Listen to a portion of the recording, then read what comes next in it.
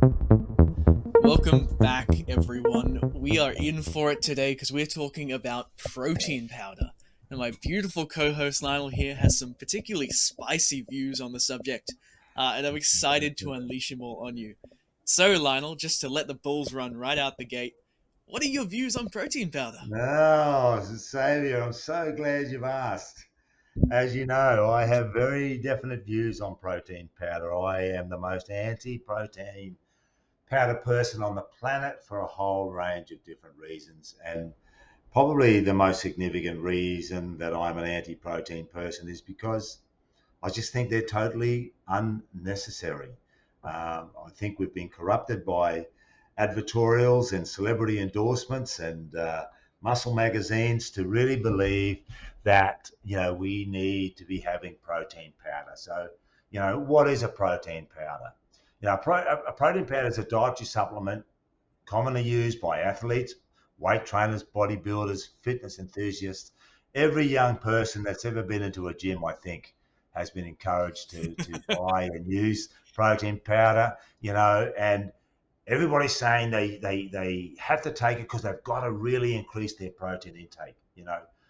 Uh, you know, yes, protein powder is a concentrated form of protein, and it's usually derived from things like whey and casein and soy or plant-based proteins. But is it really necessary? No, absolutely not. One of the most common misconceptions about protein powder is that they're necessary for everybody, and that if you're going to go into the gym, you've got to have protein powder.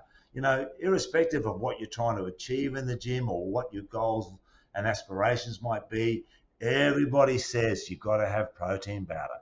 Um, you know, and the biggest misconception is that, okay, if I'm going to take protein powder, I'm immediately going to make, muscle gains, or I'm going to lose weight because I'm using it as a meal replacement, right?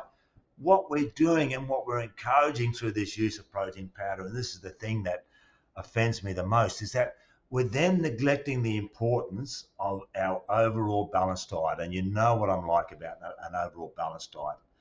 It's the most significant factor in everything that we're doing. You know, if you're going to use a protein powder, use it maybe once a day as a meal, not as a meal replacement, but as an additional meal. But it should be part of a really well-rounded and balanced diet. And the other thing that I hear from people all the time, oh yeah, but it's so convenient. It's so convenient to take a protein powder. But what we're neglecting, from having a balanced diet, we're not getting all of the other trace elements that we want from foods. We're not getting the natural protein sources. We're not getting, the fibers. We're not getting the vitamins. We're not getting the minerals. We're not getting the overall health and wellness benefits of having a really good balanced diet that we get from, whole foods, nutrient dense foods, really, really, really balanced foods. And that it drives me crazy that we spend so much time thinking that we've got to get these quick sources of protein into our body. If you want a really good quick source of protein in your body, make a smoothie, but use hemp seed, pure unadulterated hemp seed that's got no uh, uh, um, fillers, emulsifiers, and preservatives in it. You're going to get much higher net usable protein. You're going to get good fats and really good fiber from using something like an organic hemp seed. And it's so much cheaper than protein powder. But as I said, with none of the preservatives, emulsifiers, fillers, and additives in it. So, the health benefits overall are much, much better. The other thing that I have people say to me all the time, oh, but I've got this anabolic window. I've got to get this protein into me because I have this anabolic window. I've only got a 20-minute to 30-minute window post training to get all of this protein into my system. Simple fact of the matter is our body can only assimilate so much protein at any one time anyway. 30 to 40 grams for most people is all that the digestive system can metabolize or synthesize from the protein that we eat. So that's the first aspect to it. The second aspect is if you're not really well hydrated, your body cannot possibly break down protein. For every 10 grams of protein that we consume, we need 100 ml of water to metabolize that protein. So forget about this notion that we have to eat way above the amount of protein that we want, that we've been told that we should have. Forget about the anabolic window. It doesn't exist. There's so much recent research, and this is what I love when I talk to people about protein powders. All of the best research out there at the moment says that this notion that there is an anabolic window is just not correct. It's the overall daily intake of protein and the distribution of that protein intake throughout the day that is the most significant factor, right? We need to consume an adequate amount of protein throughout the day to repair and grow muscle. It's not about getting it in that anabolic window straight after training. It's about getting it over time and understanding that we can only assimilate so much protein at any one time. The body can only metabolize a certain amount of protein at any one time. And as I said, that relies on great hydration, great balance of nutrient dense foods, and understanding that we can get protein from so many different orders. Forget about where do I get a really quick source. I've already said that for me, hemp seed is the best way to get a really quick source of protein. But understand also, we've got poultry, we've got lean meats, we've got fish, we've got eggs, we've got nuts and seeds. And when we're eating all of these foods, as I said, we're getting all of the extra vitamins and minerals, we're getting all of the fiber that we need, and we're getting all of the beneficial compounds in these foods that will improve our overall health and wellness. And, the other factor that people always say to me around protein consumption is, oh, it's so much cheaper. Well, it's not. It's not. The simple fact of the matter is you're going to spend a lot more time with the doctors. You're going to spend a lot more time on consuming vast amount of protein powders without getting any of the real beneficial health benefits that you get from having a really well-balanced diet. And understand, again, we talk about this a lot on our podcasts, everybody reads the advertorials in the men's health magazines and the muscle magazines. You've got to have, 2 to 2.5 grams of protein per kilo of body weight. But again, that's spread out over 4, maybe 5 meals throughout the day. It's not about getting that all in one hit. Your body won't metabolize it. Don't go down the path of protein powders. If you're serious about your health and wellness and making gains in the gym, stagger your protein consumption. Unless you want to have one protein powder a day as an additional meal supplement, then I would support that. But make it the best source of protein powder that you can get.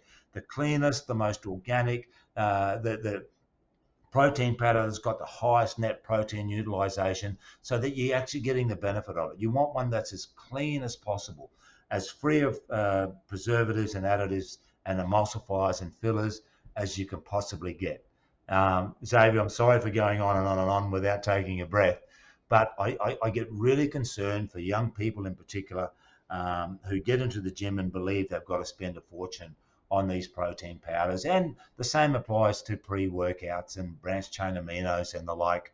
If you're having a really well-balanced diet, which should be your number one focus because that improves all of your overall health and wellness, then, we don't need to be going down the path of protein powders.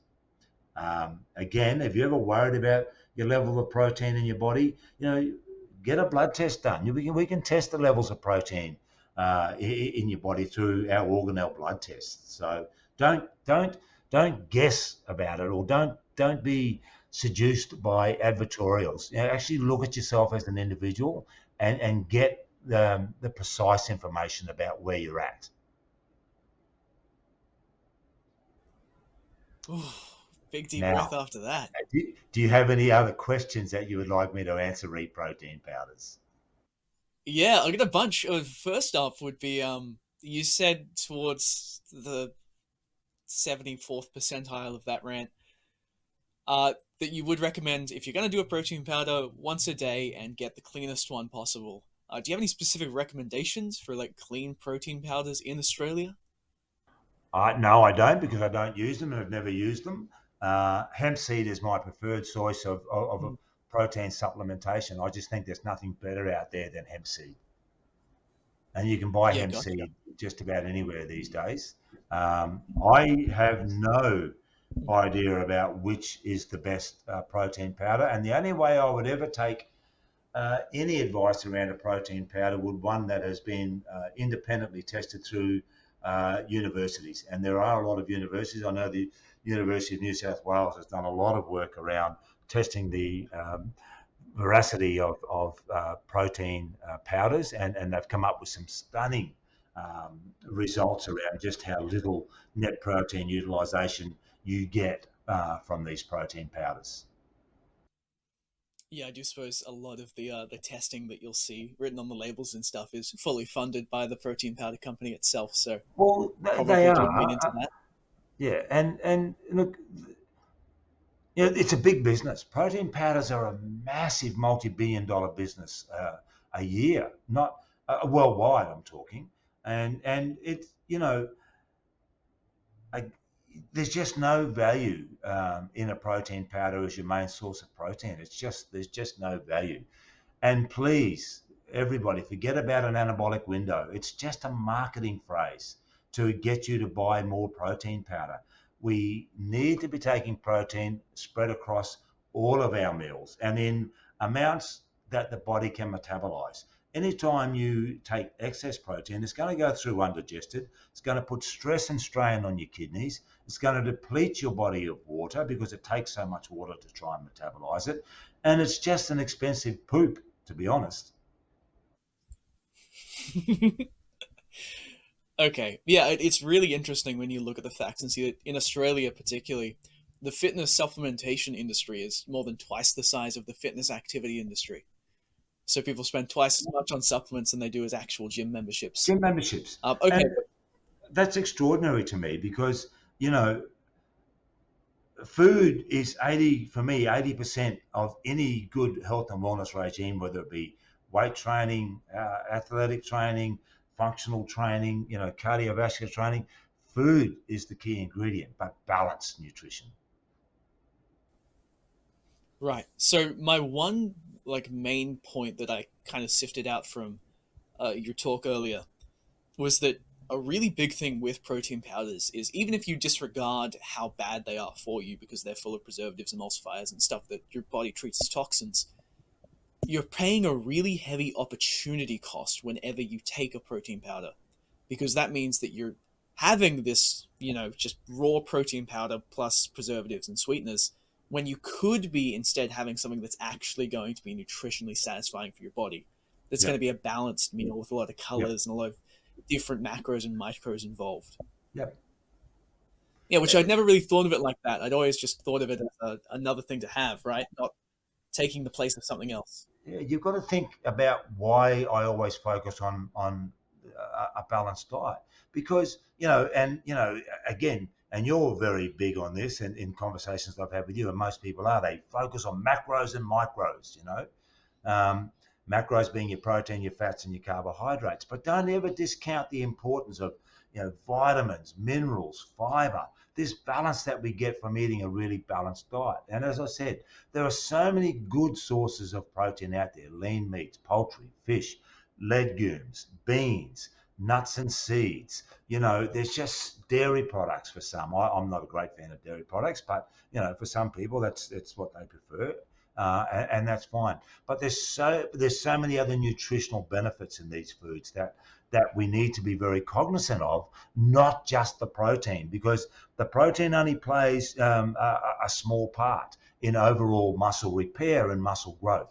Having great cellular function, for instance, which we get from having a balanced diet, is far going to improve protein synthesis. Having a really healthy liver so that the liver can make the non-essential amino acids that it gets from the essential aminos that we get from our legumes, nuts and seeds and grains and poultry and fish and dairy and lean meats.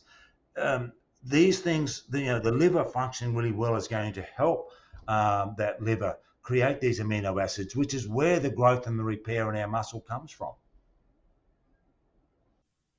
Yeah, that's another thing I don't think a lot of people think about, and it's a pretty new concept to me as well until I heard you talk about this for the first time. Is that protein taken in is not protein used. It's got to go through your whole digestive system, got to go through the liver, and only whatever makes it to the very end of that process is going to go into your muscles.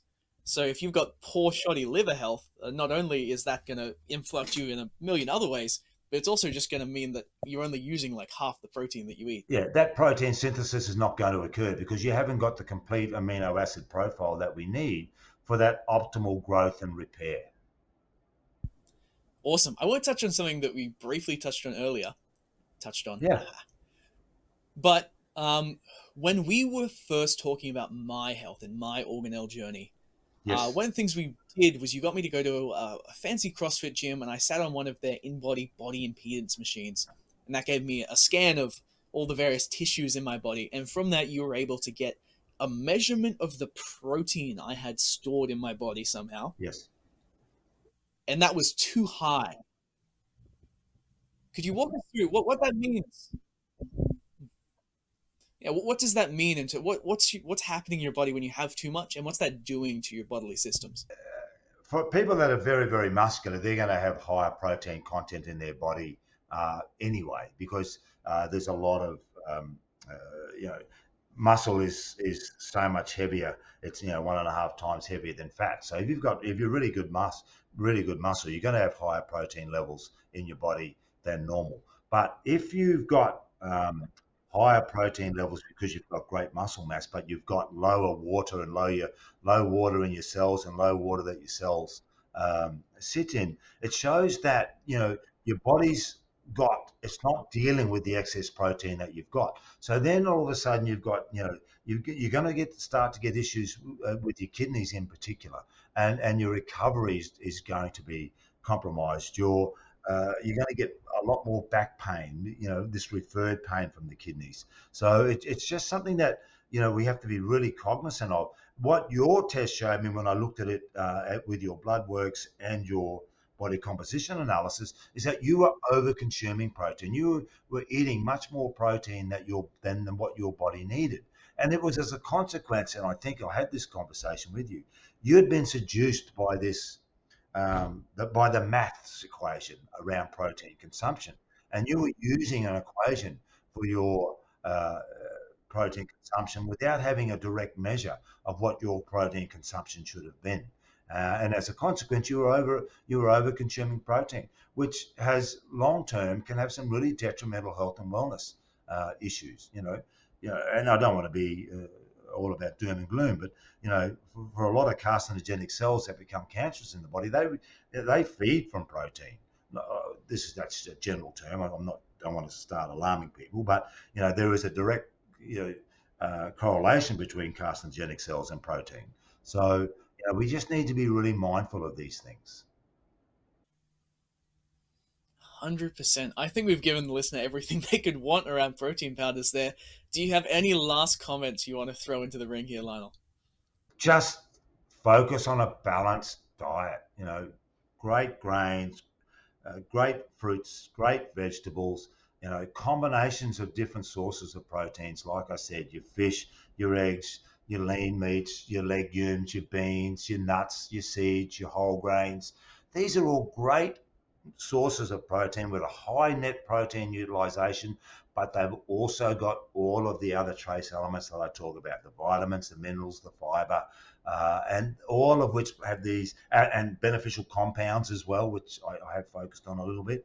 These things work synergistically in the body. So you're doing and getting all of the natural products that your body needs to get the best growth and the best repair from your training. Excellent. I've just thought of one thing. So just to extend this runtime a little bit, I'm going to do a little bit of a real life intervention strategy here where you can give me some advice on replacing some protein in my diet because I find usually about 3 nights a week I have to drive to a different part of the city in order to do a martial arts class. I do that class from about like 5 to 7, and then I have to drive home. It's about a 45-minute drive. And I always have to eat kind of at the martial arts class because otherwise I'm eating like 30 minutes before bed, and I find that I can't get to sleep if I eat that late. So I need something I can eat either in the car or get from a service station. And for a while it was McDonald's, but then you got me out of that, so it started being protein shakes from a gas station. What should I replace that with that I can either get right away or keep in the I'd like to see you make up a smoothie before you went to the gym. Had it in the car for post training, and that smoothie would consist of half an avocado, a whole carrot, a whole tomato, um, 3 or 4 tablespoons of hemp seed, some kale, some spinach, some herbs and spices like some chili, some cinnamon, and some ginger powder. Mixed with water. You could add, if you wanted to, a banana and some mixed berries. Blend it all together. Leave it in the car or take it into the gym with you, and then drink it on your 45-minute drive home. Consume it over that 45-minute drive, and you've got all that you need for total recovery and repair. And you'll have a really restful night's sleep. The smoothie, you've broken down the cellular. Beg your pardon? Could it keep in the car by itself, or would you have to put it in a Yeah, ice no, pack or because you're something? mixing it with water. There's nothing in there that's going to degrade. It wouldn't be a problem. If it was a 45-degree day, I wouldn't recommend it. But if it's just normal weather conditions, nothing in there is going to break down. The beauty of it is you've broken down by making it into a smoothie. You've broken down the cellular integrity of that food, and your body's going to absorb it really, really quickly. Beautiful. I might have to start doing that. I Okay, think I we'll touch suggest in you in the do. next You'll recording, and I'll let them know. and you can thank me for the way you're feeling. I'm sure I will. Okay, thank you so much for your time, Lionel. I'll see you in the next one. Good on you, Xavier. Take care, buddy. Talk later.